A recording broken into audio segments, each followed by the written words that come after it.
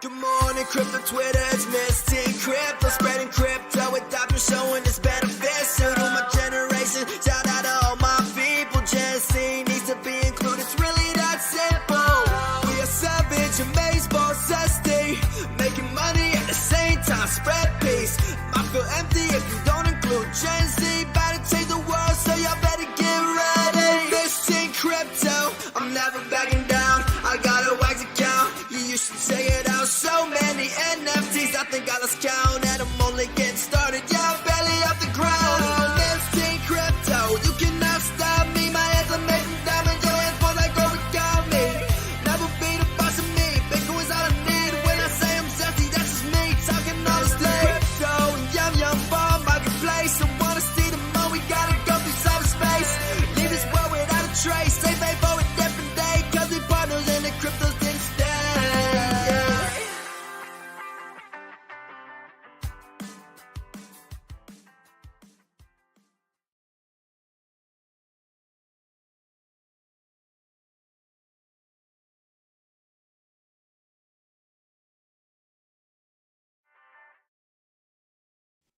What's up, everyone? Welcome back to the Miss Teen Crypto Show. Wow, we are kicking off our Tuesday with a bang. If you guys are feeling the zest, please drop 100 emoji in the chat. If you guys are new to the show, welcome. My name is Miss Teen Crypto. It is so nice to meet you. Please like, subscribe, and share this stream out with friends if you're feeling the good vibes. Today, I'm going to shout out two amazing sponsors before we jump into the show. As always, first, Wax Blockchain, killing the game as always. If you guys want to check out their Twitter spaces, they will be live tomorrow at 6 p.m. Eastern. Next, we have Ballet. Ballet wallet is absolutely awesome. Really cool for new people. If you guys want to see the links to this, it's in the live chat and in the description.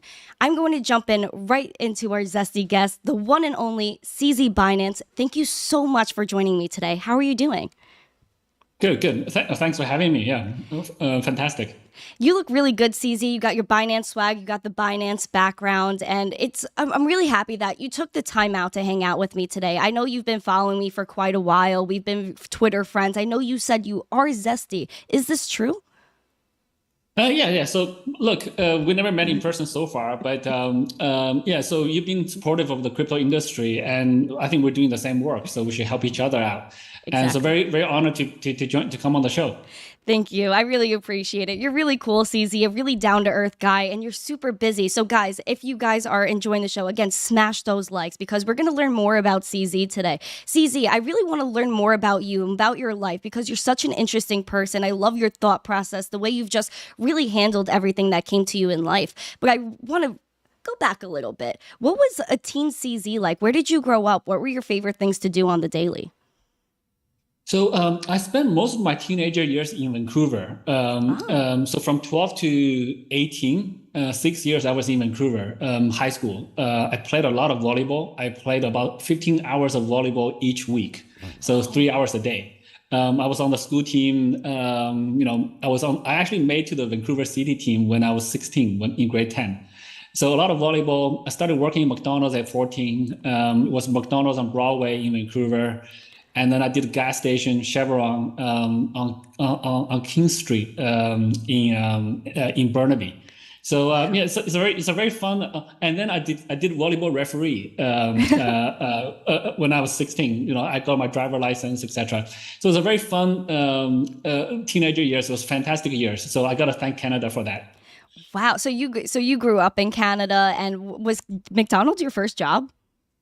McDonald's is my first job, technically. I tried to, there was actually a 2-week stint delivering newspapers, but I just didn't, somehow I wasn't very efficient at it. Yeah. So McDonald's is really like my first job, I think. Yeah. Wow. When you were on the volleyball team, like, were you throwing like good serves? Like, did you have a certain position you were playing in volleyball? I was actually playing setter, so but I had a decent serve. I had a decent jump serve. I was a decent spiker, but I couldn't jump as tall as some of the other kids. But setting wise, I'm pretty good. That's awesome. And when you first started working, how did you start understanding the value of money? As a teenager, you were pretty busy as a teen. Yeah, so my family immigrated to Canada, right? So my dad is assistant professor. My mom used to be a high school teacher, but when she got to Canada, because she didn't speak English. She actually had to work in a clothing factory, like just sewing clothes. So we didn't have a lot of money. We were not poor, but we were definitely not rich. So I never really had an allowance, myself. So I never had a kid allowance. Wow. So, and when I started working McDonald's, it was 4.5 Canadian dollars per hour. That was actually slightly below the minimum wage. The minimum wage was like $5 or something like that. Somehow McDonald's has got a permission to pay a slightly less than that for teenagers. But it was actually very good money. And so I really enjoyed it. I now have my own allowance. I can buy a little bit of stuff. And also the food was either free or half price in McDonald's. So I had a lot of McDonald's back then. And then two summers later, I was actually washing dishes in P&E, which is a playground, roller coaster playground theme park that only opens in the summer in Vancouver. So I was washing dishes there. And then the wage there was $9 per hour. So I felt the progression. When I was doing the volleyball referee stuff, it was $16 per hour. Oh, wow. For a kid, that's pretty good. It is. Yeah, so I went through those progressions before I became a software developer, intern, et cetera. So that's kind of so I always through those experiences, it really taught me the value of money. Yeah. And when you went to college, did you have a certain career in mind that you wanted to pursue? I know you said something about tech just now. Yeah, so when I first got into McGill, I was actually in the biology major. So I was like, when I was 18 or 19, I actually didn't know what I was gonna do. I think for most people at that age. So at the time, I looked around my friends. Most of my friends are Taiwanese immigrants. There's a lot of Taiwanese immigrants there, and many of their families are doctors. Like the father's a doctor, and then the family has a really nice house in Vancouver. They drive nice cars. Not super rich, but like rich by my definition. I was like, well, that's a pretty good lifestyle. And all of them, like their mothers, my friends' mothers, were giving me advice that you should become a doctor. Wow. Look at us, doctors have good lives. I was like, okay, fine. So I applied for biology into McGill. But 6 months in, like one semester in, I was like, I can't handle biology in college. In high school, I actually liked biology because we were studying humans. Exactly. But in college, in the first year, we're studying about plants, animals again. I wasn't interested in that, and I was much more interested in computer science programming. So I switched my major. Yeah. And how did that, were your parents upset with that you were switching majors? Did they see promise in the tech industry? Like, a lot of people saw promise in being a doctor. Actually, my parents never really, at that point, my parents never really intervened with my choices or what my career, what do I study, etc. So actually, I think from when I was 16, when I started working, when I was working at McDonald's, my parents still look at my grades and stuff like that. I had okay grades, but from 16 onwards, they didn't really intervene much. So I always had a high degree of freedom. On the things that I wanted to do. But I always kept in line. I wasn't, even till this day, I never touched any drugs. So I'm always like, I always had a lot of freedom, but I never did any of the crazy stuff. So I'm always a fairly self-controlled, stable kind of guy. That's great. And when you came out of college, you were so you went to college and you pursued tech. And what was your job after that? How did you take that tech education and pursue it? So I did pretty well in terms of computer science. I always liked, and computer science in college, you always have to do projects in a group. So in those courses, I typically did really well. I don't want to let my teammates down. I always work really hard. In some of the other courses, I flounder. Like in courses where I'm alone, I usually don't do well. So, and then I got a couple of internship jobs. The first one was actually in Montreal with a company called OSIM, Original Sim. They were doing some simulation software, very early days. The second intern job was in Tokyo. So that was a very good experience. I was actually writing software that's related to how brokers submit orders into Tokyo Stock Exchange. So that was what I would call a job that actually I still can relate to today. So, I got very lucky to be exposed to the trading system side of things, exchanges, brokers, orders. that side of things very, very early on. So that would be my first generation, first exposure to a order execution exchange trading type of system. I would say like throughout my career, I got at least 4 or 5 of those like separate experiences, which is quite helpful. Wow. So when you were looking at the traditional financial system from a tech standpoint, you were kind of helping them move things along. But did you also see that there were maybe imperfections in the traditional financial system? Did that kind of like provoke you to, kind of look into crypto later on in life? So to be honest, in the early days, I didn't get that feeling. I was young, right? So Yeah.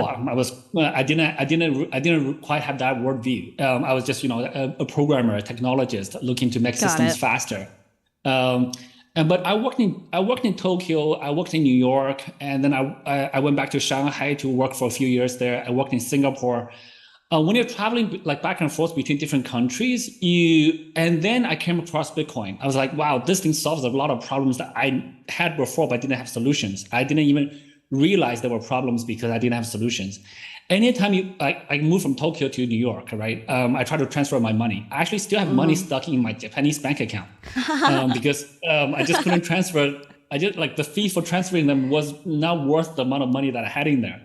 So when I go to Japan, I actually still have a Japanese a bank card that I can withdraw like a couple $100s out. So when you live between different countries, you find out that the financial system doesn't work very well across borders. Even for like your after-tax money, your legit money, and not much money. And so when I came across Bitcoin, that's when I realized all the problems that I had before. So I got the concept of Bitcoin quite quickly. Just because of the international experience, and also I understood the technology quite quickly. I was always in finance. So so all of those things helped. And when did you first discover Bitcoin? What year was that?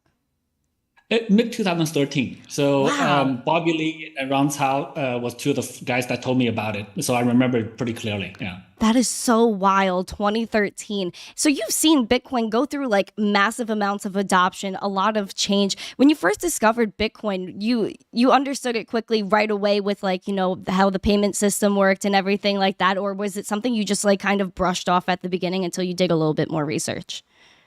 I think it took about 6 months for me to fully like decide to quit my job, sell my house, get into crypto, get into Bitcoin. But it took 6 months. Back then there wasn't as much material to read about and learn about. Exactly. I did read the Bitcoin white paper first, and then talk to other people.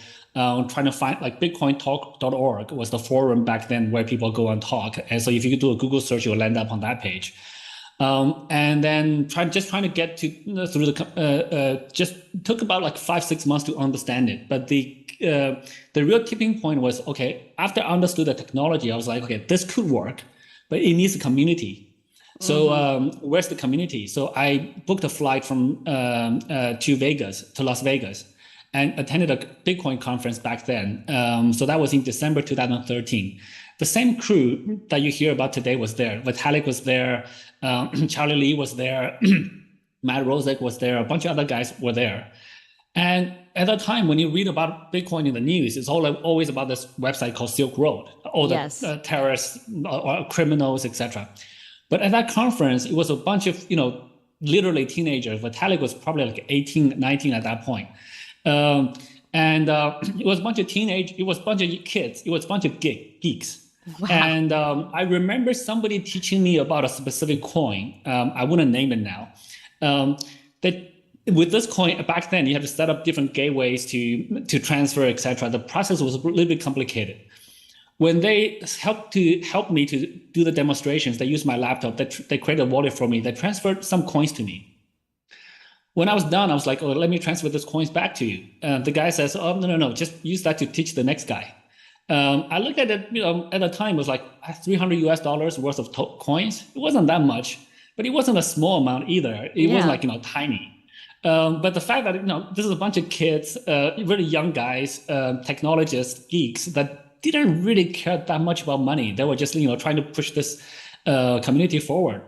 I was like, wow, okay, if this is the community, this is very different from the television Silk Road newspaper thing. So that after that conference, I said I'm gonna quit my job, so sell my house. I'm in crypto. Yeah. Whoa. So you loved crypto so much that you were willing to just drop everything and just pursue this career. What were your first moves after selling your house and saying, okay, like I really have to look into crypto. This is the future. Especially, I can't imagine meeting Charlie Lee, Teen Vitalik. That's a dream right there.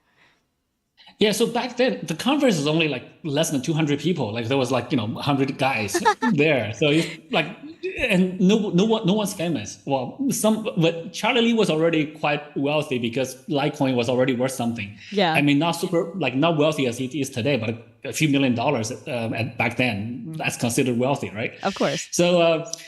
So it's pretty easy to meet everybody back then, and also for me, I have a couple considerations, right? So most people, based on what I described, they was like that's super high risk. But for me, I was like, okay, look, I worked for 10 years in the banking industry. If this thing doesn't work in 2 years, I can go back to the banking industry and get another tech job. You'll be decent. I'm pretty confident about that. And the other thing is for me, when the internet was happening in 1999, I was basically too young to catch that. Yeah. And with this thing, if the internet, I wasn't able to verbalize this until recently. But at the time, I sort of back in the back of my head. But today, I would verbalize it as if internet was just a technology for transferring information. This is a new technology for transferring value. This technology will have much more profound impacts than internet. So I couldn't verbalize it as clearly as before 8 years ago, but I knew that this is a big industry. So always choose the industry. So I jumped in and then look for the opportunities. So I joined a couple of different companies before finally stumble up on Binance. And did you start Binance yourself, or was this something that was already kind of thought of? You jumped in and it kind of took off from there. So I started Binance with a team. I already had a team of 10, 20 something guys together already, nice. Luckily from previous ventures.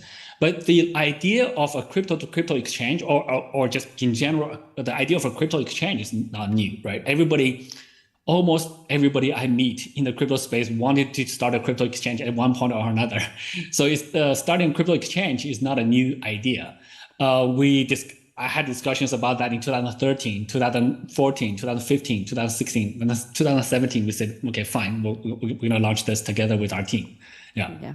Wow. Because I know Coinbase, I think Coinbase was released around 2014, and that was like one of the first. So, I mean, Binance, I think, was needed at the time, even though a lot of people wanted to have a crypto exchange or wanted to start a crypto exchange, no?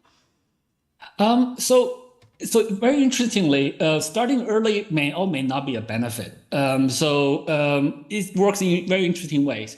Way before, before Coinbase, there was Mt. Gox, which failed. Yes.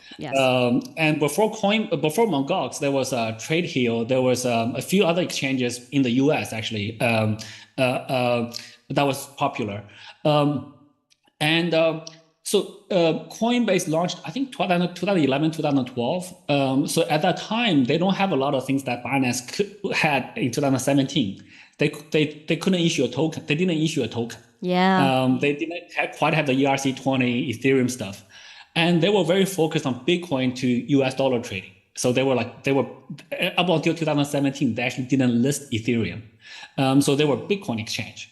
Yes. When we started in 2017, we were like the token exchange. We were like the Ethereum. Even BNB was a ERC-20 token, so we were like the Ethereum token exchange. That was a different market, and that was a very fast-growing market in 2017. Whereas the older guys, wasn't able to pivot as quickly. In 2017, though, there were probably hundreds of thousands of exchanges trying to do the Ethereum thing, but they couldn't get there. But so starting early may or may not be a pure competitive advantage. You still got to pivot very quickly.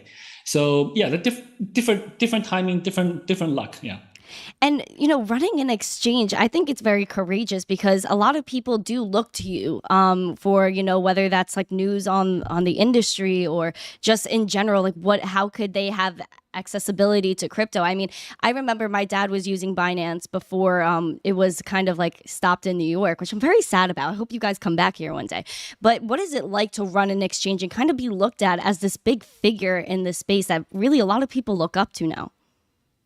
I think it's not so much about running the exchange per se. I think most businesses today in crypto, we're still crypto's so new. We're basically just trying to provide access to crypto. Exactly. So we do have a lot of resistance, man-made resistance to do this. Theoretically, this is a technology that anyone can use.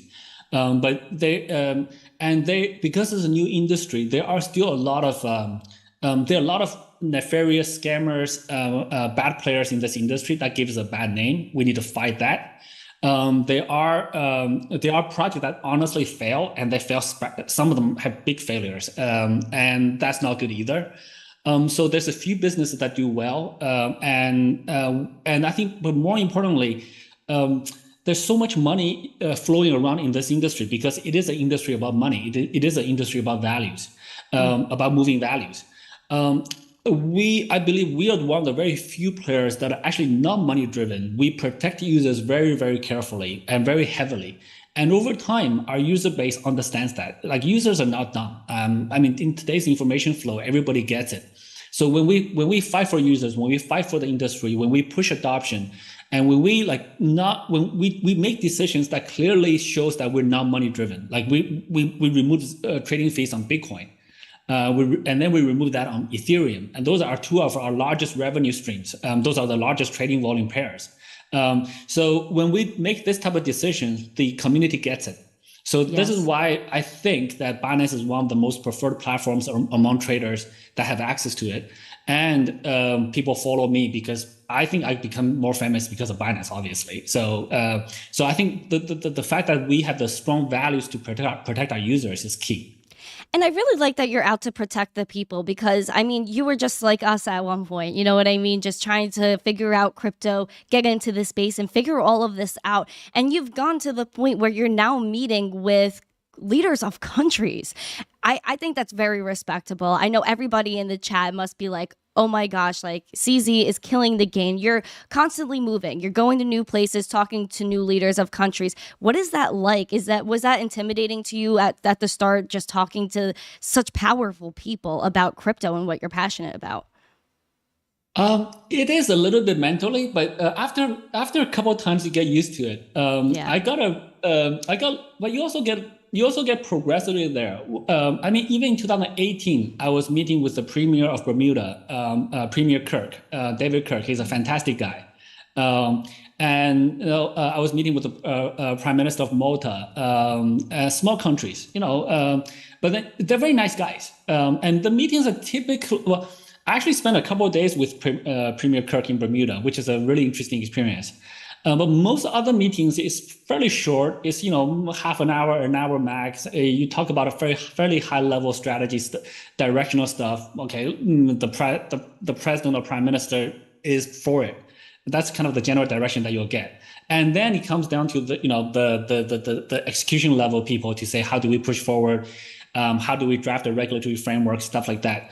And how do we enable fiat rails? So the team does a lot more work, where nowadays I typically just go shake hands and stuff like that. So it's okay. Almost all of the meetings are extremely friendly. They're not, and most presidents are not very superficial. They actually, to become a president of a country, you actually have to be fairly charismatic. Yes. And you have to be a good person.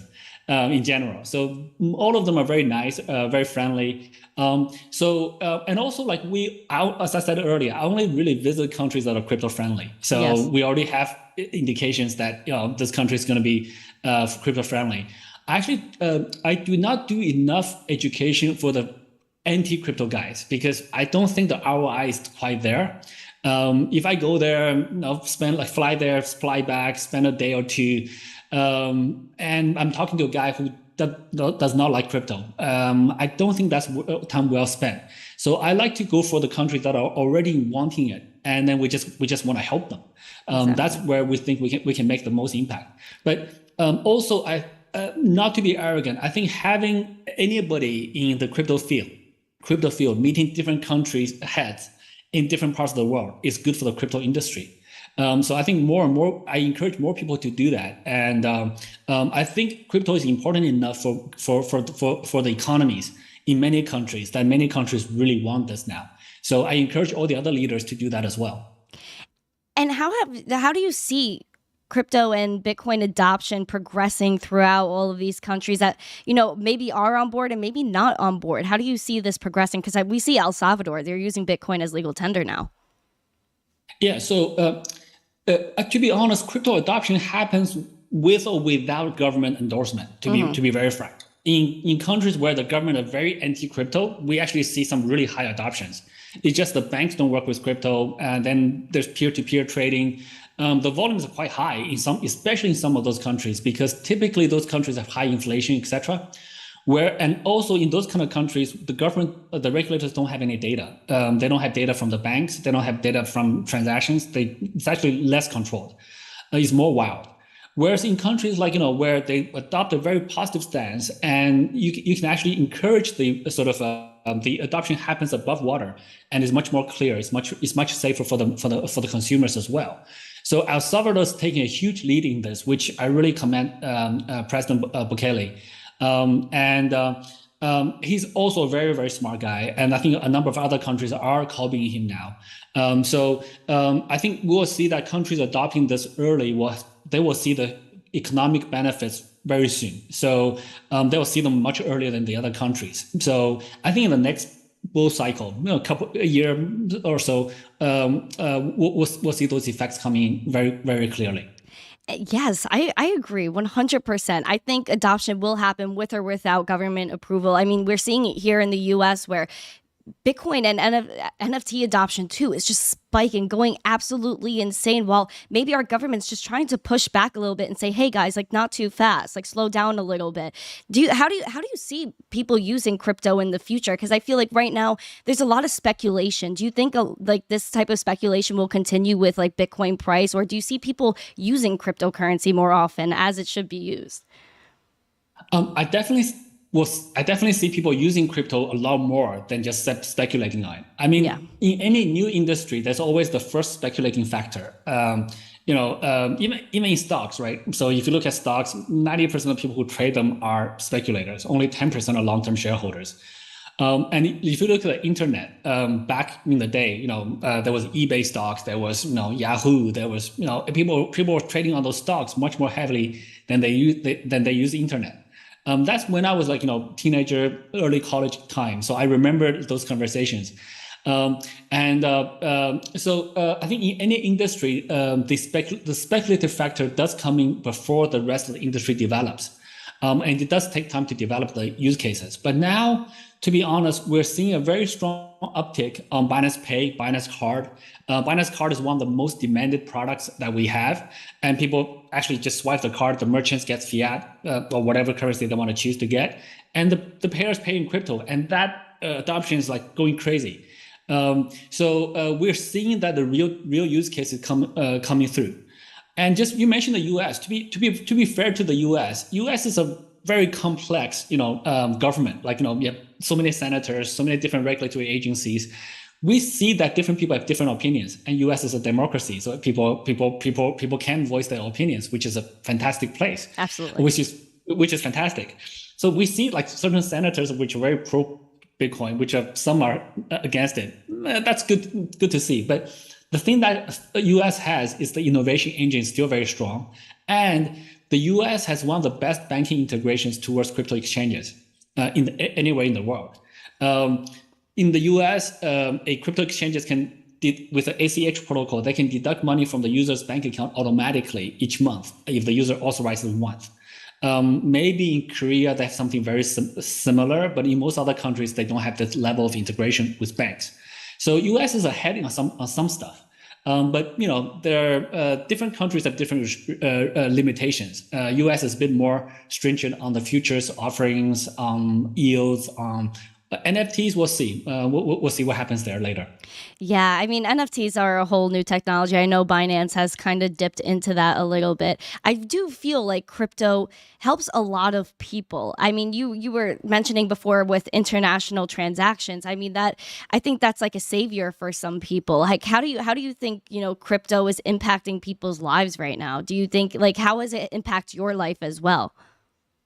Oh, absolutely. So in the developed countries, you hear about it less. But I have people coming. I have 3 to 5 people coming to me each day, thanking me, say, "Look, it's easy. Thank you so much for everything you've done. I became out of poverty either by holding crypto or by holding BNB, or I was able to do my business because now I can accept crypto globally." You gotta understand that for many people in certain countries, like a $300 per month income is a very good income, and they couldn't get that before, but now they can get it and they can feed their families. And they do that through crypto. So and people who used to take them 3 days to pay a bill, to pay an electricity bill, now take them like 30 minutes to pay either through crypto, through a mobile, etc. So they're very thankful for this technology for those kind of things. So every day I get people thanking me for various different stuff. That's actually what keeps me going. That's actually more. I don't track prices of coins. I don't know what my net worth is. Different people have different estimates. Sometimes it's super high, sometimes lower, but not so low for me. So I don't care about those things. But where I know that we're helping people in real ways, that's the thing that matters. That's so great. CZ, man, this is insane. I know you have a time constraint, so I'm gonna let you go in a few minutes. Before we head out, what is do you believe in crypto as much as you did when you came in? Are you more bullish on it now? Do you believe in it more now? And how do you feel that the future of this space will progress? Oh yeah, I'm way more bullish than I was 8 years ago. In 2013, 2014. 2013, 2014, there was just Bitcoin. And Bitcoin was like about the time was like max $1,000, but it was like $100 ish. It was a much higher risk for Bitcoin or crypto to disappear back then than now. Like 2017, we got like so many more tokens. We got Ethereum, we got other things. We got smart contracts. 2020, we got DeFi. Now we have NFTs, we have GameFi, we have Metaverse. We have so many more things now. And the industry got so much bigger in terms of number of users. So I think today we probably have a few 100 million users, like somewhere between, I would say 3 to 800 million users around the world using crypto. It's not going to disappear overnight. And the only thing that happens will be continuous progression, evolution of the technology. So I think it's really, there will be fluctuations in price. That's going to happen. We're not going to be able to remove that. And we actually don't want to remove that. That's natural market that happens in stock markets, in anything that's market price discovery. More and more applications will be developed. And so it's just a matter of speed. So we want to continue to push the industry to grow in a healthy way, in a fast way, and just push adoption. So I'm way more bullish than I was 8 years ago. Yeah. I'm really happy to hear. And one of my favorite quotes from you is, "Don't fight the inevitable, just embrace it," per the title of this video. Is this, how you feel about crypto, Bitcoin, just embrace it at this point? Like there's no stopping it. Pretty much. I mean, so many forces try to stop Bitcoin, stop crypto, 8 years ago, 5 years ago, 3 years ago, and it's just gotten bigger and bigger. It's not smart to fight those trends. When the technology evolution is happening, it's much smarter to just latch onto it and just say, hey, look, what can I do in this industry, and what kind of products can I build, what kind of services can I offer, and then you will grow with the industry. And if you're fighting a losing battle, it's usually not so good. Yeah, it's just a waste of time and effort. I 100% agree with you. I'm so happy to hear that, CZ. Last question before I let you go, then I'll close out the show. Thank you. First of all, thank you to everyone in the chat that came today. Please like, subscribe, share this out with friends if you enjoyed the show so far. CZ, where can everyone find out more information about Binance, more information about you? And is there one message that you would like to share with the audience today? It could be about crypto, it could be about life, whatever is in your heart, CZ. What would you like to say to our friends in the chat? Sure. So to find out more about Binance, I would say follow the Binance Twitter account. That's probably the most up-to-date information sharing. Look at the Binance blog, have our app. They have notifications pushing. And want to talk to me, follow my Twitter, tweet at me. I do look at the mentions, etc. For the message I want to leave with people is I do encourage people to explore, learn new things, learn about crypto. This is a new technology for money. At the same time, the most important thing is learn risk management. So the risk management I always say is, if you think about the worst case scenarios, if everything went to zero, will your life still be okay? If your answer is no, then you invested too much. Reduce your size by half, ask that again, repeat. Until you say, okay, I'm comfortable, then you're comfortable. But do learn about it. Do risk control. Crypto is highly volatile, but it's also high reward if you do it right. So control your risks. Don't get killed in one shot. Diversify, and then have a learning attitude.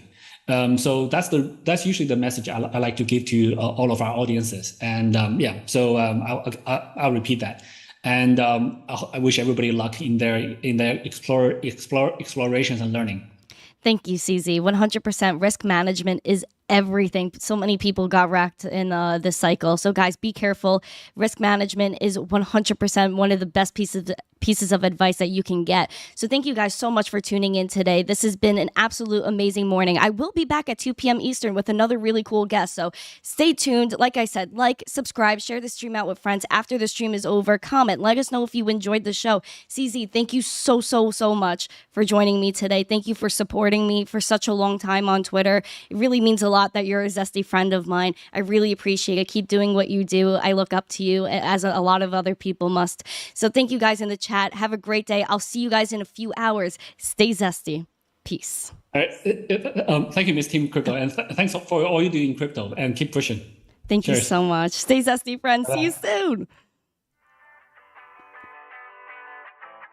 Good morning, crypto Twitter, it's Miss Team Crypto, spreading crypto adoption, showing its benefits to my generation. Shout out to all my people, Jesse needs to be included, it's really that simple. We are savage, amazeball, zesty, making money at the same time, spread peace. I feel empty if you don't include Gen Z, about to change the world, so y'all better get ready. Miss Team Crypto, I'm never backing down, I got a wax account, you should check it out. So many NFTs, I think I lost count.